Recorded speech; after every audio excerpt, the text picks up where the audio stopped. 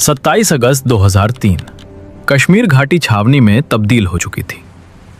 भारत के प्रधानमंत्री अटल बिहारी वाजपेयी श्रीनगर के दौरे पर थे। सुरक्षा एजेंसियां हाई अलर्ट पर थीं। सुरक्षा इतनी कड़ी थी कि वहां कोई परिंदा भी पर नहीं मार सकता था। लेकिन इन सब से बेखबर एक साधारण सी साइकिल पर मौत सवार होकर वाजपेयी जी की तरफ बढ़ रही थी। एक आदमी पारंपरिक कश्मीरी कपड़ों में साइकिल पर पैडल मारता हुआ आगे बढ़ रहा था। वो प्रधानमंत्री के काफिले से महज 1 किलोमीटर दूर था। तभी उसके सामने बीएसएफ का एक नाका आया। उसने बड़ी चालाकी से जवानों की आंखों में धूल झोंकने की कोशिश की। वो लगभग नाका पार कर ही चुका था कि तभी एक जवान की नजर उसकी मुट्ठी पर पड़ी। उसकी मुट्ठी अजीब तरह से कसकर जकड़ी हुई थी। जवान की छठी इंद्री जागी। उसने आवाज दी, रुको! उसे एक आवाज ने इतिहास बदल दिया। वो शख्स घबराया गया और उसी घबराहट में उसने साइकिल वहीं छोड़ी और भागने लगा। लेकिन बीएसएफ के जवानों ने उसे दबोच लिया। जब उसकी तलाशी ली गई तो सच सामने आया। उसके पूरे शरीर पर विस्फोटक लिपटे हुए थे। वो एक चलता फिरता मानव बम था। उसे इंटेरोगेशन के लिए ले जाया गया, जहां पर बीएसएफ के इंटेलिजेंस ने जब उसे 3rd डिग्री दी और घंटों तक पूछताछ की तो आखिरकार उसका सब्र टूट गया। दर्द और डर के मारे उसने वो राज अगल दिया जिसने एजेंसियों की नींद उड़ा दी। उसने कहा, मुझे गाजी बाबा ने भेजा है। गाजी बाबा, ये नाम कश्मीर में खौफ का दूसरा नाम बन चुका था। जैश-ए मोहम्मद का कमांडर और 2001 में भारतीय संसद पर हुए हमले का मास्टरमाइंड। पाकिस्तान के बहावलपुर से आया यह आतंकी इतना क्रूर था कि 1990 के दशक में उसने कश्मीरी पंडितों का नरसंहार किया। 2001 में विधानसभा पर हमला हो या अमरनाथ यात्रियों की हत्या, हर लाश पर गाजी बाबा के दस्तखत थे। ये वही गाजी बाबा था जिसने मसूद अजहर को छुड़ाने के लिए कंधार विमान हाईजैक की साजिश रची थी। ये सिर्फ एक आतंकी नहीं बल्कि पाकिस्तान की खुफिया एजेंसी ISI का कश्मीर में सबसे बड़ा मोहरा था। वो खुद को कश्मीर का ओसामा बिन लादेन मानता था। उसकी सुरक्षा इतनी कड़ी थी कि वो हमेशा 10 हथियारबंद आतंकियों के घेरे में चलता था और सोते वक्त भी अपने शरीर पर बारूद से भरी जैकेट, सुइसाइड वेस्ट पहने रहता था। उसे जिंदा पकड़ना नामुमकिन था और मारना शेर के मुंह में हाथ डालने जैसा। लेकिन गाजी अगर हैवान था तो उसका काल बनकर आए BSF के जांबाज अफसर नरेंद्र दुबे।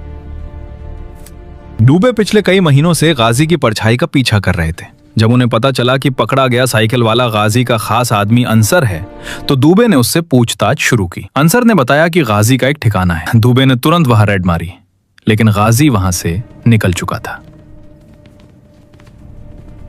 दुबे खाली हाथ लौटने वालों में से नहीं थे। उन्होंने उस इलाके की छानबीन की और एक कारपेंटर बढ़ई को पकड़ा जो अक्सर गाजी के ठिकाने पर जाता था। दुबे ने उस कारपेंटर की आंखों में आंखें डालकर बस एक सवाल पूछा, गाजी कहाँ है? कारपेंटर समझ गया कि अगर सच नहीं बताया तो खैर नहीं। उसने कांपते हुए एक पता बताया, नूरबाग, श्रीनगर।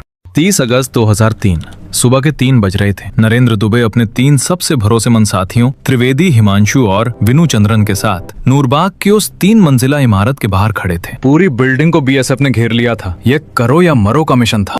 ऑपरेशन शुरू हुआ। टीम दबे पांव अंदर घुसी।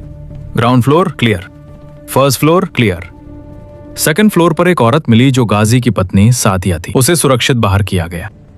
अब बची थी तीसरी मंजिल। सीढ़ियां चढ़ते वक्त हर जवान की सांसें थमी हुई थी। उन्हें पता था कि ऊपर मौत उनका इंतजार कर रही है। दुबे ने तीसरी मंजिल का दरवाजा खोला। एक नजर में कमरा खाली लगा। दुबे का माथा खनका। क्या गाजी फिर भाग गया?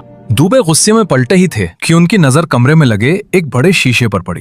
उस कमरे में दीवार पर एक आदमकद शीशा लगा था। एक जवान धीरे से आगे बढ़ा।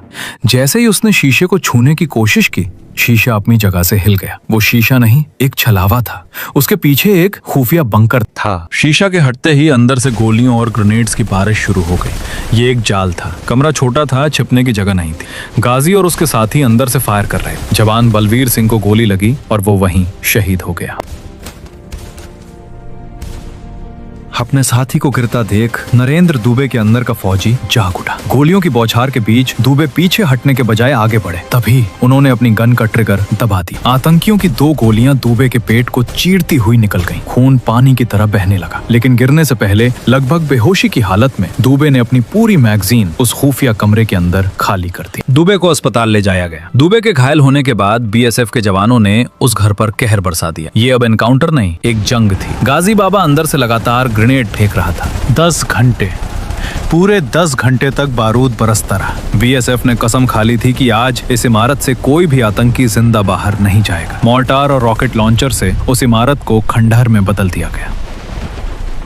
जब धुआं छटा और जवान अंदर घुसे तो वहाँ 3 लाशें पड़ी थी। उनमें से एक चेहरा वही था जिसे भारत की एजेंसियां सालों से ढूंढ रही थी। जमीन पर मुंह के बल पड़ा वो शख्स गाजी बाबा था। गाजी बाबा मौत का मतलब था कश्मीर में आतंकवाद की रीढ़ की हड्डी टूट जाना। गाजी बाबा की मौत ने जैशे मोहम्मद की कमर तोड़ दी। पाकिस्तान में बैठे मसूद अजहर को यकीन नहीं हुआ कि उसके सबसे बड़े कमांडर को बीएसएफ ने घर में घुसकर मारा है। इसके बाद कश्मीर में आतंकी हमलों में भारी गिरावट आई। ये जीत थी उस जांबाज अफसर नरेंद्र दुबे की, जिन्होंने अपनी जान की परवाह किए बिना देश के दुश्मन को जहन्नुम पहुंचाया। लेकिन अफसोस की बात है, आज हम रील बनाने वाले सोशल मीडिया स्टार्स को तो जानते हैं, पर असली हीरो नरेंद्र दुबे का नाम शायद गूगल पर भी मुश्किल से मिले। अगर आपको ये वीडियो और हमारी ये कोशिश पसंद आई हो तो वीडियो को लाइक और शेयर जरूर करें और कमेंट में जय हिंद जरूर लिखें, ताकि दुनिया को पता चले कि हम अपने नायकों को भूले नहीं हैं। वंदे मातरम।